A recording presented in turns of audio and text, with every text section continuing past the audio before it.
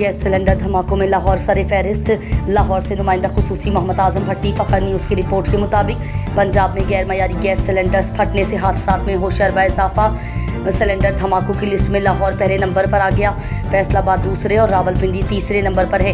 Rescue report के मुताबिक 1.5 साल के दौरान पंजाब में सिलेंडर फटने के 368 वाक़यात हुए, जिनमें 192 अफराद शदीद ज़ख्मी और 19 अफराद मौके पर जान की बाजी हार गए। लाहौर में 126 वाक़यात रिपोर्ट हुए, जिनमें 81 अफराद शदीद ज़ख्मी और 4 बार जान की बाजी हार गई।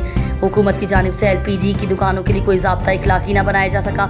गैस का मुतबादिल इंतज़ाम न होने के बायस दुकानों के खिलाफ क्रैकडाउन से LPG माफिया ने मजीद लूटना शुरू कर दिया। शहर में ब्लैक में LPG की फ़रोख्त भी जारी है। चेयरमैन LPG एसोसिएशन का कहना है कि हुकूमत हमें ज़ाब्ता इखलाक दे, हम इस पर मन व अन अमल करेंगे।